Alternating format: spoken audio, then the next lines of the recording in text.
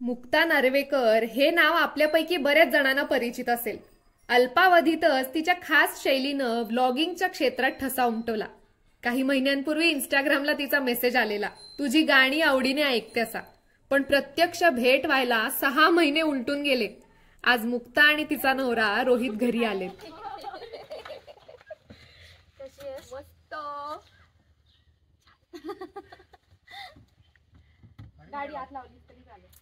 ती आमची आहे छान. अख्खे काजू आहेत पुरे. आंब्याची डाळ भरपूर घेणार. घरचं लोणचं आहे, फक्त बरणी बाहेरची आहे. Not sponsored. हो, लोणचंही बाबानेच घातलंय. हो, बघ बघ रोहित बघ. तू बनवतेस घरी जेवण? हो, मला सगळं येतं, भाकरी जेवण. पण वेळ मिळतो का करायला? क्वचित. पण आवडतं मला कुकिंग. ऍक्च्युअली मुक्ताच करते जास्त. म्हणजे आमच्या दोघांपैकी मुक्ताच खूप करते. हो, तर तो हे म्हणजे फॅन्सी पदार्थ तो चांगले करतो. हा, तर त्या कॅटेगरीतली मी आहे म्हणजे. ओके, मस्त चालू करायचा. हो, आंबाड्याने सुरुवात करते मी. कर, कशी झाली सांग. वाव, ओके, मस्त.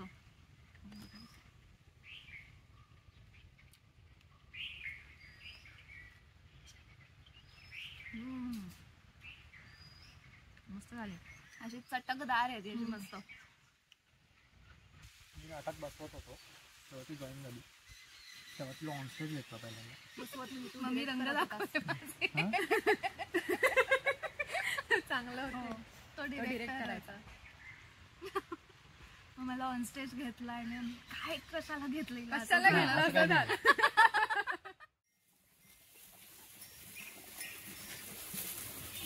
तिचं नाव काय आहे? मंगल. मंगल. आणि ही सोना. दीपू, तुझा आय कॉन्टॅक्ट डायरेक्ट ना.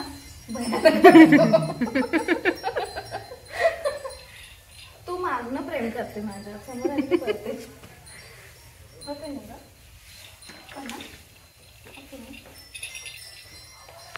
चावट आहेस तू असं म्हणतात, पण तो नाही आहेस ना चावट. का आहेस ते पण माझ तिच्याकडे पण जातो ना वेळ.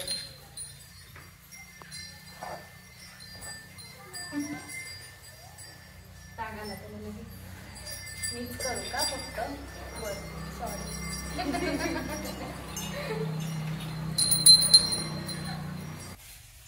तुझे स्टंट करून दाखव ना तिला जरा थोडे. थोडं एक थोडा ढिशक्या.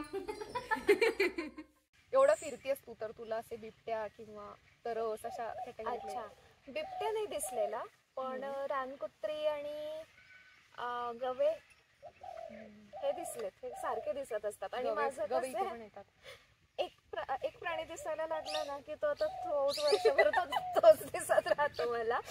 तर आता मला शेकरू दिसायचं सुरू झालं. अच्छा, शेकरूचं सायटिंग खूप होतं मला. पण मग हरणं वगैरे पण दिसत असते ना. हरणं, मोरतर असतात ते दिसतात. मला हॉर्नबिल्स बघायला आवडतात. कायमच आले असते. आपण राईत जाऊ ना तर तेव्हा दिसले तर बरं बघूयात. आता मे बी संध्याकाळी येतील.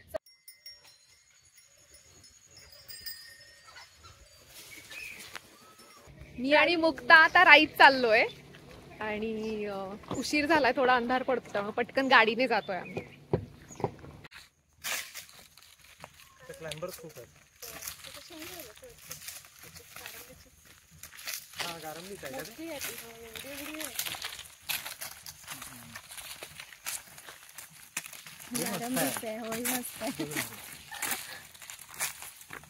इथे आम्हाला जाताना वाटेवरती एक विष्ठा दिसली. तर मे बी ती बिबट्याची असेल, कारण काही केस दिसतात. शिकार केलेली आहे. शिकार केली आहे. आय थिंक रानडुकराची किंवा असं काहीतरी प्राणी असेल. खाल्लाय त्याने. इथे तुला केस दिसते.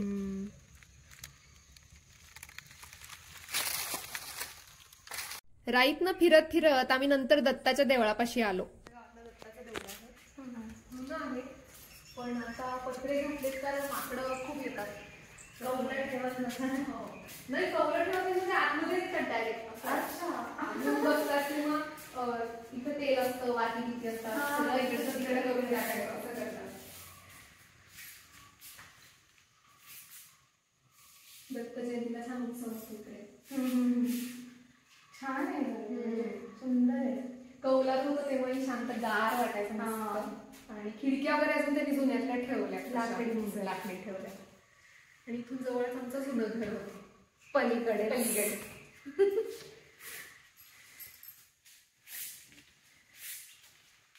मी असं काही वेळेला येते इथे गात बसते शांत, कोणीच नसतं, मस्त वाटतं एकदम. आणि असं आपल्याला पण शांत कूल मिळतो एकदम. छान वाटतं पण. पाणी नाही येणे तर इथून पर्याचा आवाज असा खळखळ पाण्याचा येत असतो मस्त. मग मला कधी घेऊन जातेस तुझ्या इकडे? कुठे? कोल्हापूरला. आता चल. माझी इकडची फणसाची भाजी खाल्ली असतो तर तुझ्या इकडची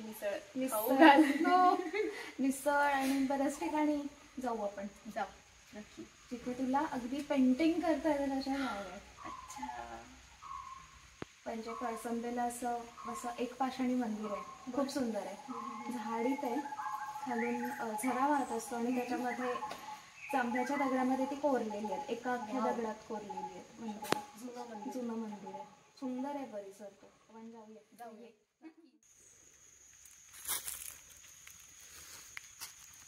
पुसते मी पाण्यात. गोप्रो देऊन टाकलाय आणि मी आता करवंद खात बसली. थोडीशी पी काढून टाकते. लोणचं पण छान लागतं ना, कच्च्या करवंदाचं लोणचं मस्त. चला जायचं पुढे. हो चलो. गार आहे पाणी? नाही गार, एवढं गार नाही आहे, छान आहे पण नॉर्मल मध्ये. एकदम थंड नाही आहे.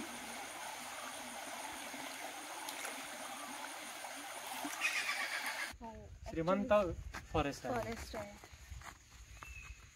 आणि म्हणजे असं फॉरेस्ट आहे ते हजारो वर्ष लागतील व्हायला नॅचरली. कालचा दिवस घर आणि गावचा फेरफटका मारण्यात गेला. आज आम्ही कशेळीच्या सड्यावरची कातळ शिल्प बघायला आणि समुद्रावर जाणार आहोत. पण त्याआधी मुक्ता आणि रोहितची इच्छा होती की पुन्हा एकदा देवराईत जावं. हॅलो. हाय. आज आम्ही सकाळी आवरलं, नाश्ता केला मस्त पोह्याचा आणि आता आम्ही राईत परत आलोय फिरायला. कारण जरा शांत बसावं झाडाच्या सानिध्यात, निसर्गाच्या सानिध्यात. आणि मग मी काहीतरी गाणं म्हणेन आणि मुक्ताही काहीतरी एका पुस्तकातला वाचून दाखवणार आहे, 1-2 पॅरेग्राफ. असा प्लॅन आहे. आता आपण इथेच असं राईत छान बसलोय झाडांमध्ये आणि असंही उन्हाळा आहे तर एक याच्याशीच संबंधित वर्णन असलेली एक आहे बंदिश.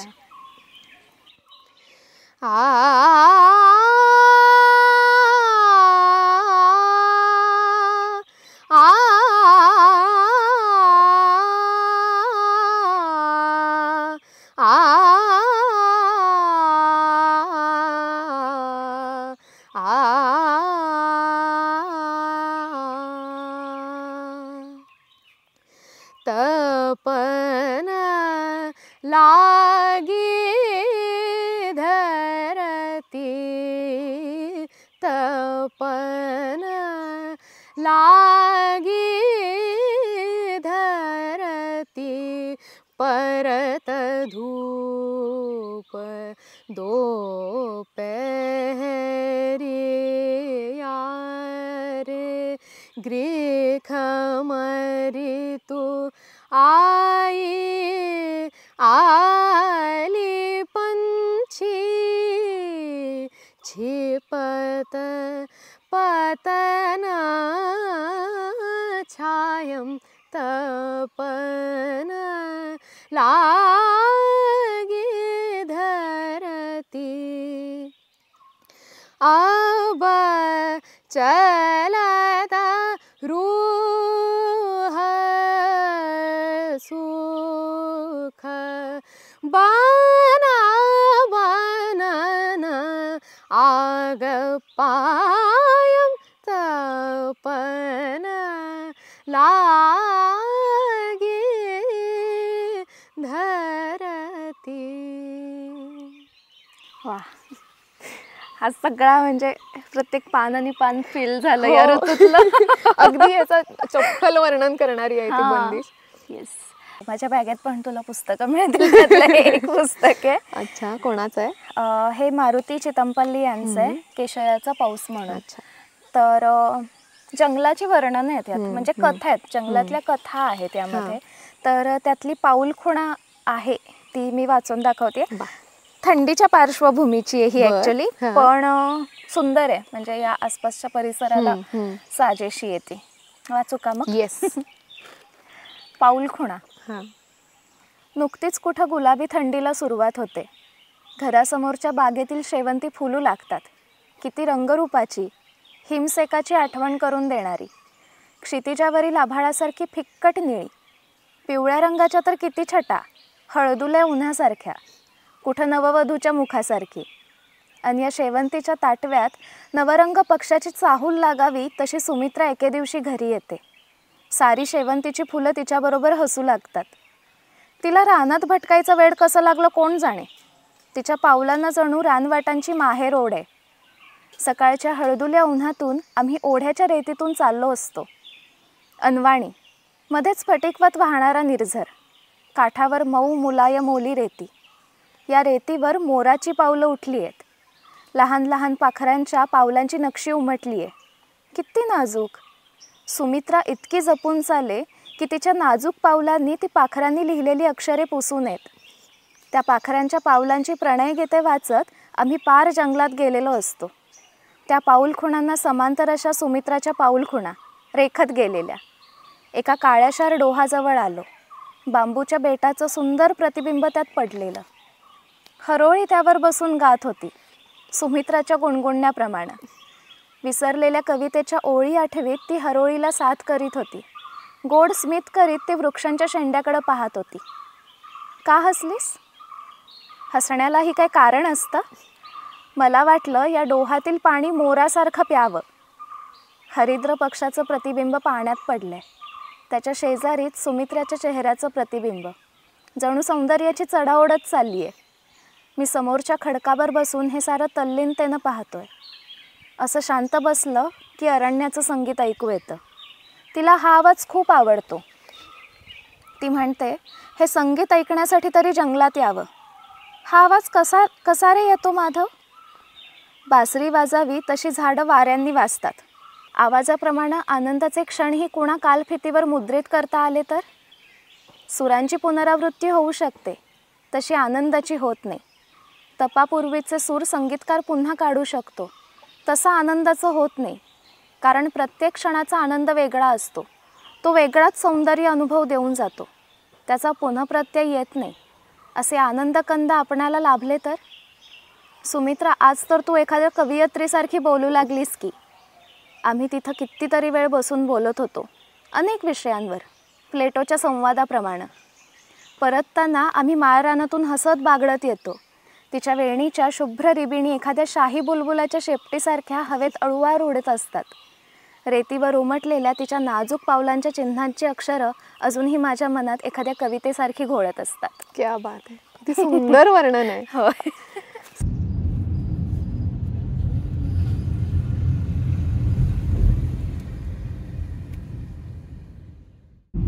तर मुक्ता, तुझ्या युट्यूबच्या प्रवासाबद्दल सांग ना, की जसं तू मला सुरुवातीला मी चॅनल चालू केलं तेव्हा मला थोडी मदत केलीस, तू मला सांगत होतीस वेळोवेळी.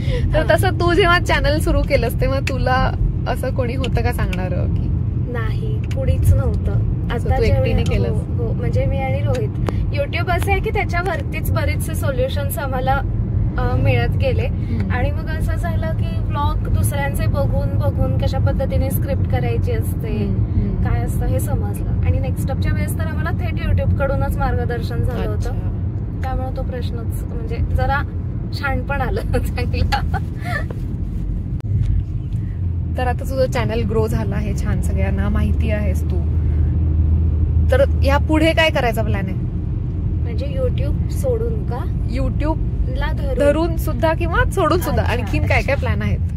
आता युट्यूबवर ते ट्रॅव्हल व्हिडिओज आहेतच, पण मला असं आहे डोक्यात की एक छान ट्रॅव्हल शो करावा, म्हणजे जसं ट्रॅव्हल एक्सपी वरती वगैरे असतात शोज, तशा पद्धतीने करायची खूप इच्छा आहे. आणि स्वतःचं एक पुस्तक म्हणजेच प्रवासाच्या एक्सपिरियन्स वरती लिहायचं असं आहे डोक्यात. किती छान. महाराष्ट्राबाहेरचे तू करायला घेतलीच आहेस, ब्लॉग केली आहेस बऱ्यापैकी, तर भारताबाहेर जायचा काही विचार आहे का? हा आहे, इच्छा आहे. मला हो नॉर्दर्न लाईट्स बघायची खूप इच्छा आहे. फिनलँड आणि तो परिसर बघायचा आहे मला, आणि भूतान एक बघायचंय. या 2 ठिकाणांची तर जास्त ओढ आहे मला, जास्त म्हणजे जायचंच आहे मला तिथे. भारताबाहेरचे व्लॉगर किंवा कंटेंट क्रिएटर जे आहेत, कोण आवडतात किंवा कोणाचं काम तुला थोडं काय म्हणता येईल, तुला त्यातनं मदत मिळते? मला केसी नेस्टेट एक खूप आवडतो, जो न्यूयॉर्कचा आहे आणि त्याचं स्टोरी टेलिंग अपार्ट आहे, तर तो एक आवडतो. पिकअप लाईन्स म्हणून एक आहे, तर ती डायटिशियन आहे आणि ती थोडेसे असे छान काय म्हणायचं सेल्फ हेल्पचे व्हिडिओज खूप छान करते ती, तर ते दोघं मला आवडतात. आणि भारतातले म्हटलीस तर मंकी मॅजिक आहे, तो आवडतो. परत रॉनी अँड बार्टी आवडतात. हे आवडीचे आहेत, म्हणजे यांचे व्हिडिओज मी अजिबातच चुकवत नाही. आता मला बरं वाटलं कारण मी जेवते. भूक पुष्कळ लागलेली मला. भूक तर मला पण लागली होती. मस्त आहे जेवण. हो, व्हेज थाळी आहे, बटाट्याची भाजी, उसळ आहे, वाटाण्याची, ताक, मस्त आहे. आठवली नाही तर उतरायचं म्हणजे नाही मला सोडून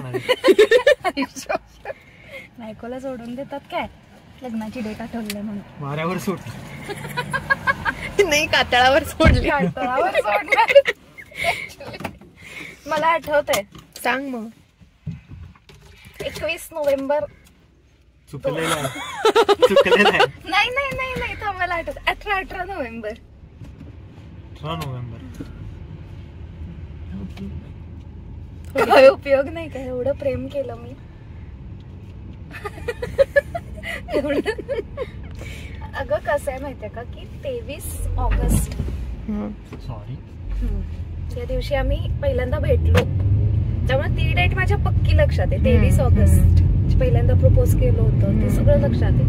हे नाही, लग्नाचं नाही आठवत. लग्नाचं आठवत नाही.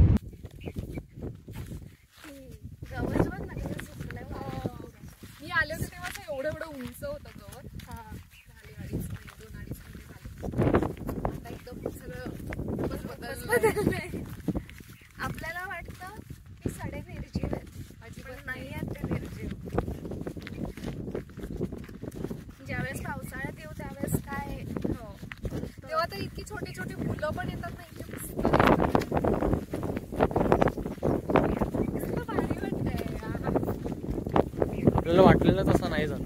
हो, असं वाटलं होतं की उन्हाळ्यामुळे ऊन लागेल आणि दुपारी आलोय आपण आता निघण्यामुळे, पण वारा असल्यामुळं मनच लागत नाहीये काहीच. कशेळीच्या सड्यावर आम्ही आलो, पण कातळ शिल्प सापडेच ना, म्हणून आम्ही ड्रोन उडवून ते लोकेट होतंय का ते पाहत होतो.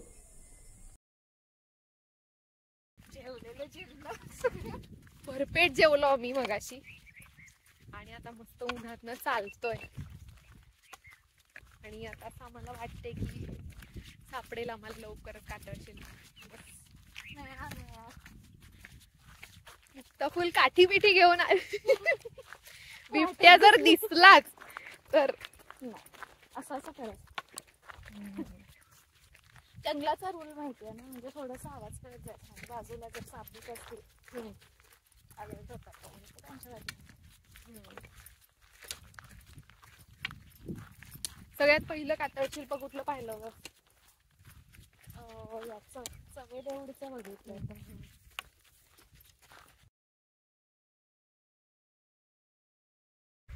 सो फायनली आम्ही आता खूप कष्ट घेऊन पायपीट करून न भांडता इथे पोहोचलेलो आहोत कशेळीच्या सड्यावर.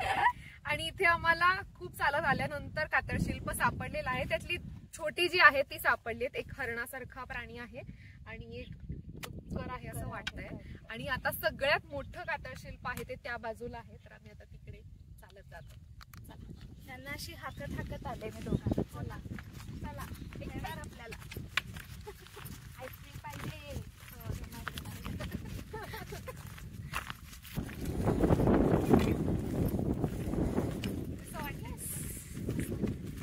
मिळालं आपल्याला फायनली 3:50 मिळालं. चाललेल्याचं सगळं असं आम्ही असं ठरवलं होतं की 3:50 पर्यंत जर मिळालं नाही तर परत जायचं. आणि आम्हाला 3:45 ते मिळालं. आता 3:49 झालेत. इथे अगोदर इथलं छोटं बघूया. हा छोटा हत्ती आहे.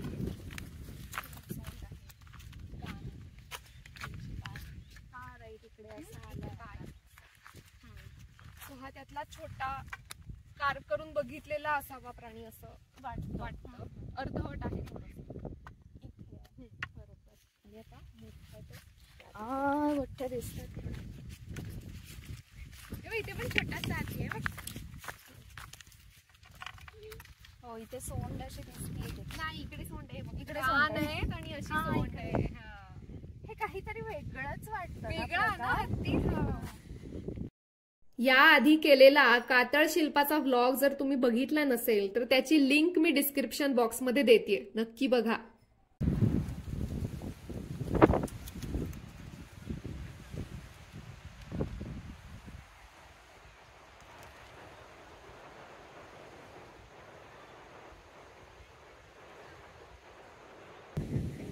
आम्ही आता गावखडीच्या बीच वरती आलो आहोत. कशेळीला गेलो होतो पण खूप गर्दी होती तिकडे आणि इथे त्या मनाने गर्दी कमी आहे.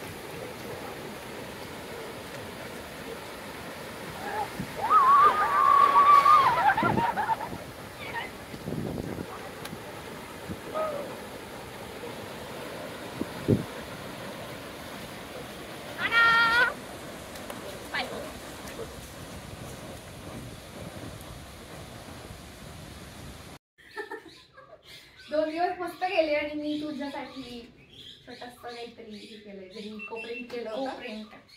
वा वा वा वा. पानं आणि झेंडूची फुलं. वाव सुंदर. तुझं गिफ्ट तुझ्या घरी पोहोचलं. माझी छोटीशी आठवण. मस्त सुंदर आहे. थँक्यू. मस्त मज्जा आली. Yes. आणि लवकर ये. मी कोल्हापुरात येते. करायचं करू आणि मस्त खायला फिरू. मी वाट बघते. स्वानंदींना लवकर यावं यासाठी तुम्ही प्लीज कमेंट करा. कमेंट करून टाका. आणि आणखी कोल्हापूर आणि कोल्हापूरच्या जवळची काय काय ठिकाणं असतील जिथे मी जावं आवर्जूनच असं वाटत असेल तर तेही सांगा. येस चला bye bye bye bye bye bye bye bye bye bye.